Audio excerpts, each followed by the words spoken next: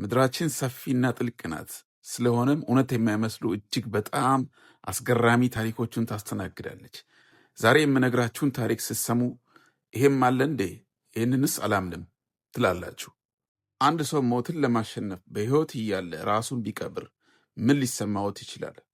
በጃፓን ተራሮች ላይ ለ1000 ቀናት ምግብ ሳይበሉ ለ1000 ቀናት እንቅልፍ ሳይተኙ በሕይወት እያሉ ራሳቸው ወደ አጽምነት የሚቀይሩ ሞኖክሴዎች አሉ። ይህ ተራ ሞት አይደለም። ይህ ሾኩ ሽምቡቱሱ ይባላል።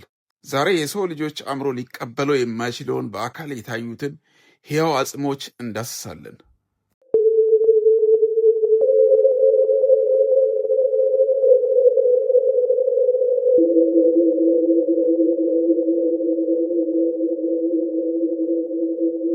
እንኳን ወደ ምስጢራዊ ዓለም በሰላም መጣችሁ።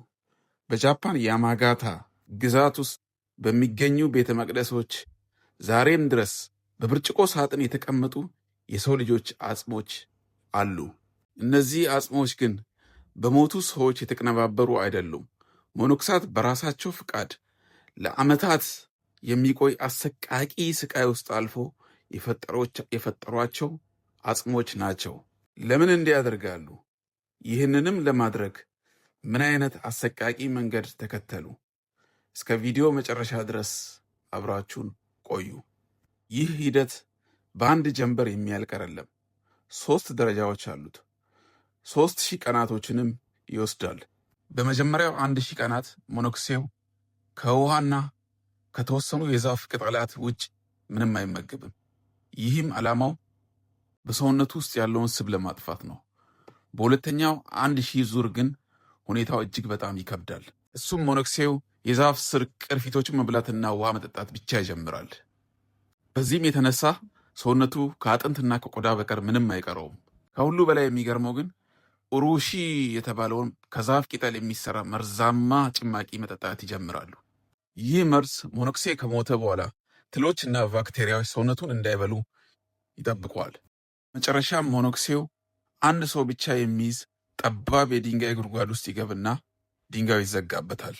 የሚተነፍስበት ቀጭን የቀርከሃ ቀዳዳ ብቻ ይቀርለታል። ሞኖክሴው በየቀኑ አንድ ጊዜ ደውል ያቃጭላል። ያ ደውል ሰውየው በሕይወት መኖሩን የሚያሳይ ምልክት ነው።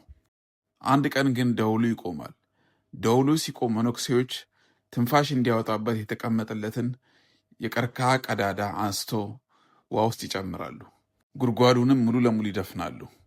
ለተጨማሪ 1000 ቀናት መቃብሩ እንደታሸገ ይቆያል። ከ3 ዓመት በኋላ መቃብሩ ይከፈታል። መቃብሩ በሚከፈትበት ሰዓት ሬሳው ሳይበሰብስ ቆዳው ከስጋው ጋር ተጣብቆ ከቆየ ያ ሞኖክሴ ሕያው ቡድሃ ነው ተብሎ ይታመናል። ልክ እንደ ቅዱስ ተቆጥሮ በቤተ መቅደስ ውስጥ ለሰዎች እይታ እንዲቀመጥ ይደረጋል። በመቶዎች የሚቆጠሩ ሞኖክሳት ይህንን ቢሞክሩም ግን ተሳክቶላቸው የታዩ 24 ብቻ ናቸው። ቀሩት ሰውነታቸው እንደበሰበሰ በሚስጥር እንዲቀበሩ ይደረጋል። ይህ ስርዓት በ19ኛው ክፍለ ዘመን በጃፓን መንግስት የተከለከለ ቢሆንም ሚስጥሩ ግን አሁንም ታሪኩ ይነገራል። ሞኖክሴዎች ይህንን የሚያደርጉት ለራሳቸው ክብር ሳይሆን የሰውን ልጅ ስቃይ ለመካፈል ነው።